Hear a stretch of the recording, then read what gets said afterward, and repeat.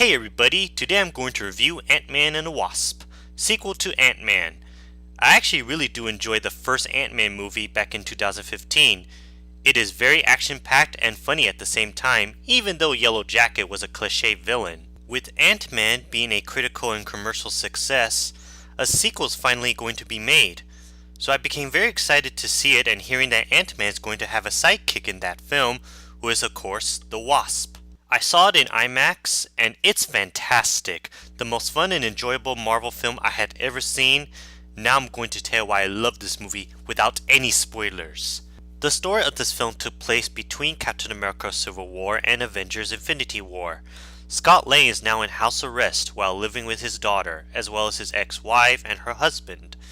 That is until he is rescued by Hope, because she and her father are on the run when the FBI is hunting them down.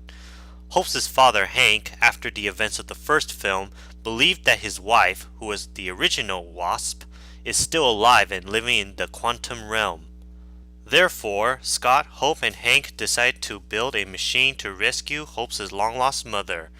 So Scott Lang must become Ant-Man again, and his ally/new girlfriend Hope has later become the Wasp to fight the bad guys, and also has to face a new villain named Ghost. I find the story of this film to be better than the story of the first film, even though there are some silly moments. The special effects in this film are very good. I can tell that the ants, the buildings crumble, the car crash, the part where Ant-Man becomes giant, as well as Ant-Man, Wasp, some of the vehicles and buildings shrinking, are all used in CGI.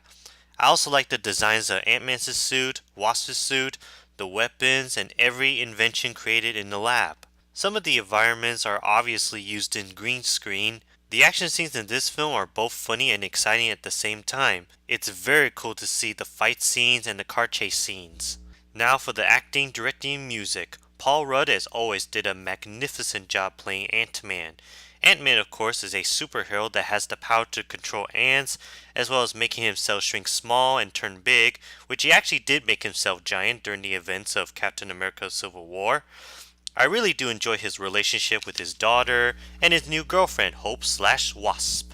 Then there's Wasp, played once again by Angeline Lilly.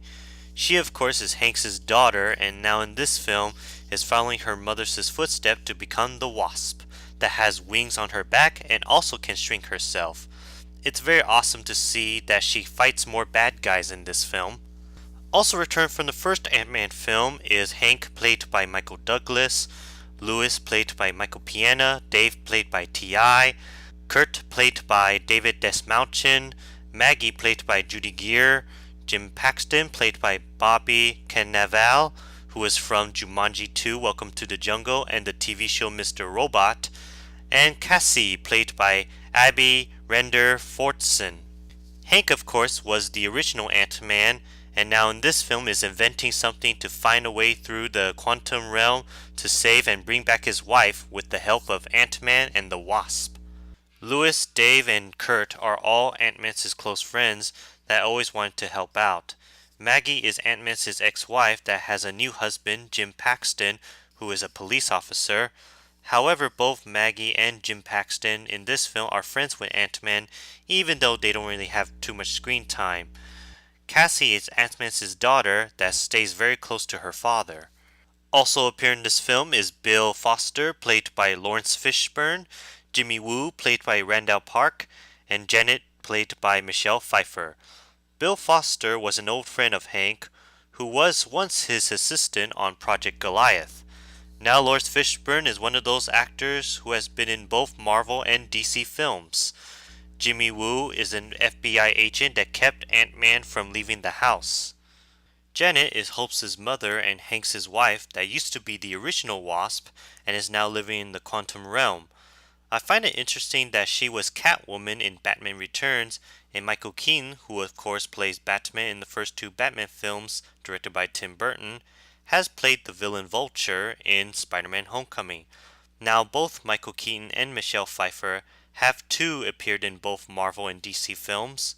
Now for the new villain Ghost, played by Hannah John Kalma. I think she did a very nice job playing that character Ghost, who is wearing a white suit that has the power to get through walls and any living things. She too is good at kicking butts. Although not as powerful as Thanos, she is a much better villain than Yellow Jacket.